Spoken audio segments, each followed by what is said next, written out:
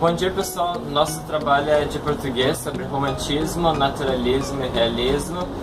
O nosso grupo é feito por 4 integrantes: eu, Caio, Pedro e Vitor. E é isso aí. Olá, pessoal. Eu sou o Caio, se vocês não me conhecem, me procurar no Tinder. Mas eu vou dar uma introdução agora sobre o realismo. O realismo foi um movimento artístico e cultural que se desenvolveu na segunda metade do século XIX. A característica principal desse movimento foi a abordagem de temas sociais e um tratamento objetivo da realidade do ser humano. E agora o nosso amigo Balancelli vai dar uma continuação sobre o realismo. O realismo possui um forte caráter ideológico, marcado por uma linguagem política e de denúncia dos problemas sociais, como, por exemplo, a miséria, pobreza, exploração, corrupção, entre outros.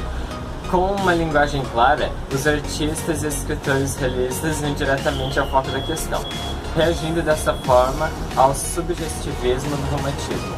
Uma das correntes do realismo foi o naturalismo, onde a objetividade está presente, porém sem o conteúdo ideológico. O nosso amigo Caio vai falar um pouco mais sobre o realismo nas artes plásticas. Ok? Me chamou? Eu vou ali, tá? Não? Quase caí. Tá, o realismo manifestou-se principalmente na pintura, onde as obras retratavam cenas do cotidiano das camadas mais pobres da sociedade. O sentimento triste se expressa claramente através das cores fortes. Um dos principais pintores realistas foi o francês Gustave Courbet, com obras que chocaram o público pelo alto grau de realismo e pelos temas sociais. Este artista destacou-se com as seguintes telas: Os Quebradores de Pedra e Enterro em Ornans.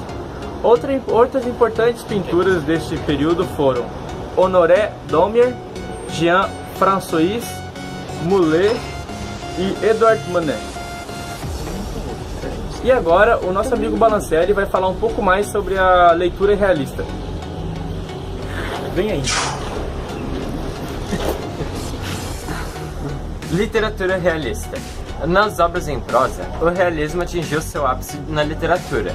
Os romances realistas são do caráter social e psicológico, abordando temas polêmicos para a sociedade da segunda metade do século XIX. As instituições sociais são criticadas, assim como a Igreja Católica e a burguesia.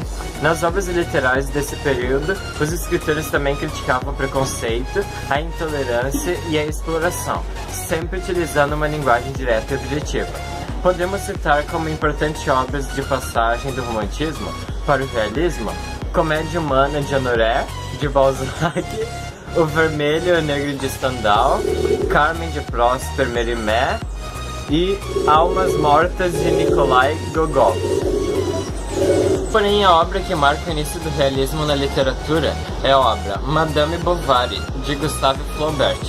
Outras obras importantes são Os Irmãos Karamov, de Fyodor Dostoiévski, Ana Karenina, A Guerra e a Paz de Leon Tolstói, Oliver Twist, de Charles Dickens, Os Maias, O Primo Basílio de Eça Queiroz. Agora o nosso belíssimo e amigo Caio vai entrar falando um pouco mais sobre teatro realista.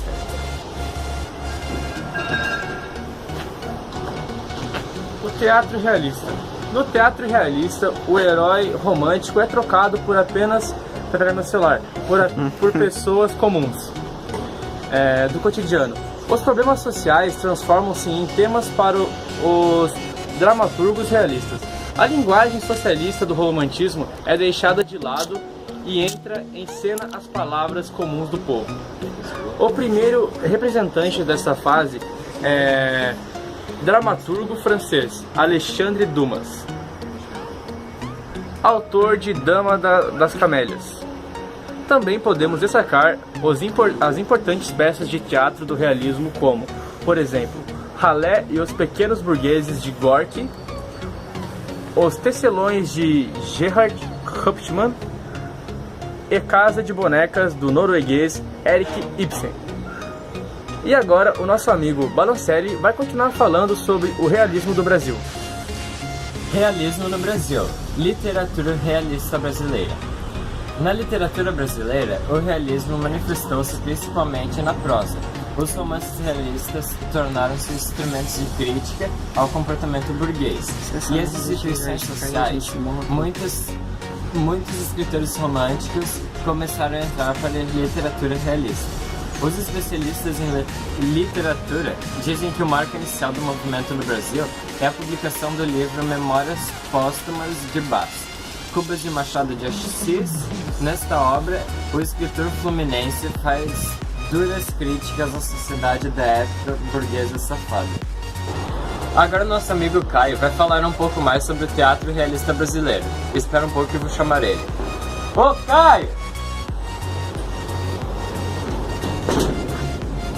Me chamou de novo, né? Você tá gostando de mim, cara? Bastante. Depois me passa o teu WhatsApp. Já passei. Desculpa, pessoal.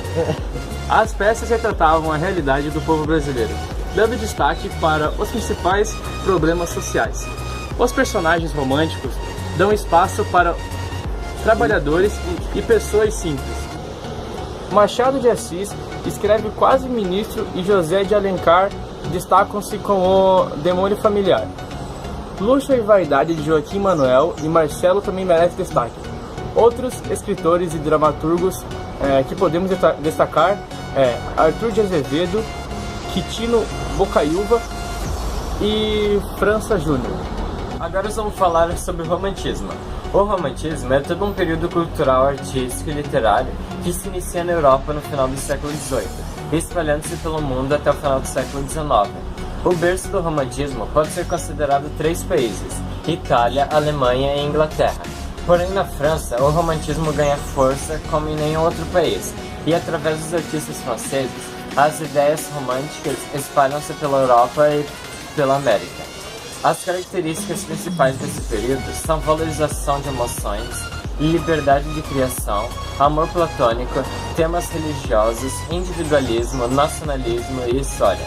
Esse período foi fortemente influenciado pelos ideais do iluminismo e pela liberdade conquistada na Revolução Francesa. Agora eu vou chamar meu amigo e companheiro e muito brother... Vai lá. Oi, tudo bem?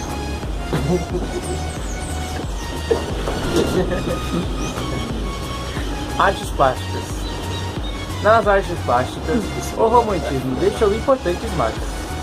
Artistas como o espanhol Francisco Goya e o francês Eugène Delacroix são os maiores representantes da pintura dessa fase. Esses artistas representam a natureza, os problemas sociais e urbanos, valorizam as emoções e os sentimentos em suas obras de arte. Na Alemanha, podemos destacar as obras místicas de Caspar David Friedrich, enquanto na Inglaterra, John Constable traçava obras com forte crítica à urbanização e os problemas gerados na Revolução Industrial. Agora vamos para a literatura do romantismo. Foi através da poesia lírica que o romantismo ganhou formato na literatura do século XVIII e XIX. Os poetas românticos usavam e abusavam das metáforas, palavras estrangeiras, frases diretas e comparações. Os principais temas abordados eram amores platônicos, acontecimentos históricos nacionais, morte e seus mistérios. As principais obras românticas são Cantos e Inocência do poeta William Blake, Os Sofrimentos do jovem Werther e Fausto do alemão Goethe. Baladas líricas do inglês William Wordsworth e diversas poesias do Lord Byron. Na França destacam-se Os Miseráveis de Victor Hugo e Os Três Mosqueteiros de Alexandre Dumas. Agora eu vou falar sobre música. Na música ocorre a valorização da liberdade de expressão, das emoções e a utilização de todos os recursos da orquestra. Os assuntos de cunho popular e folclórico e nacionalistas ganham importância nas músicas. Podemos destacar como músicos desse período Ludwig van Beethoven, suas últimas obras são consideradas românticas. Franz Schubert, Carl Maria von Weber, Felix Mendelssohn, Frédéric Chopin, Robert Schumann, Hector Berlioz, Franz Liszt e Richard Wagner. Romantismo no teatro. Na dramaturgia, o romantismo se manifesta valorizando a religiosidade, o individualismo, o cotidiano, a subjetividade e a obra de William Shakespeare. Os dois dramaturgos mais conhecidos dessa época foram Goethe e Friedrich von Schiller. Victor Hugo também merece um destaque, pois levou várias inovações ao teatro em Portugal. Podemos destacar o teatro de Almeida Garrett.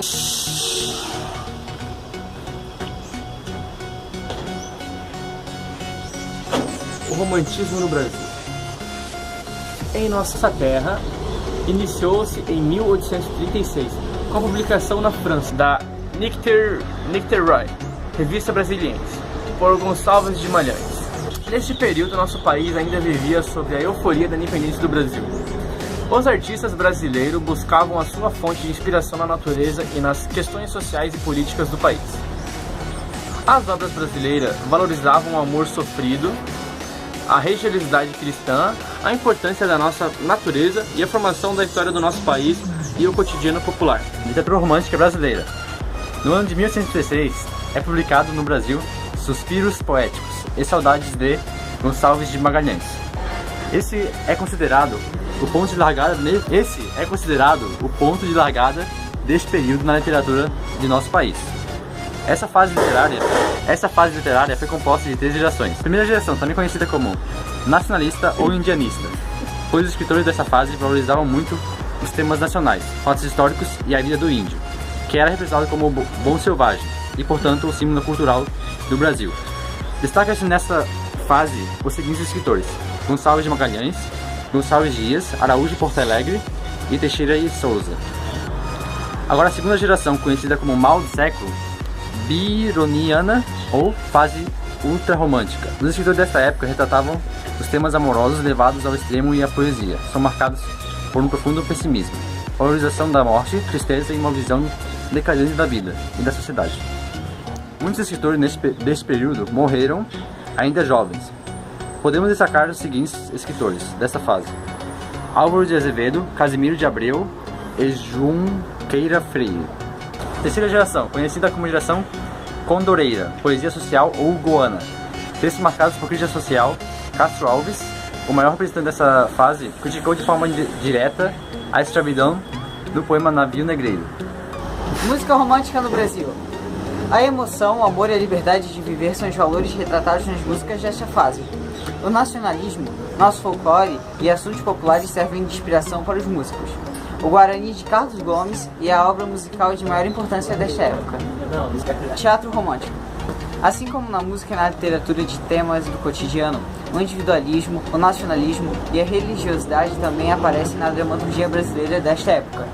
Em 1838, é ensinada a primeira tragédia de Gonçalves de Magalhães, Antônio José, ou o Poeta e a Inquisição. Também podemos destacar a peça O Noviço de Martim Pena. Vamos começar. O naturalismo foi um movimento cultural relacionado às artes plásticas, literatura e teatro. Surgiu na França na segunda metade do século XIX, principalmente entre 1888 e 1900. Este movimento foi uma radicalização do realismo. Agora eu vou chamar meu amigo Vitor porque ele tem que continuar a segunda parte. O mundo pode ser explicado através das forças da natureza. O ser humano está condicionado às suas características biológicas, hereditariedade e ao meio social em que vive. Forte influência do evolucionismo de Charles Darwin. A realidade é mostrada através de uma forma científica, influência do positivismo. Nas artes plásticas, por exemplo, os pintores enfatizam cena do mundo real em suas obras, pintavam aquilo que observavam. A representação artística deveria ser a mais fiel possível das aparências da natureza.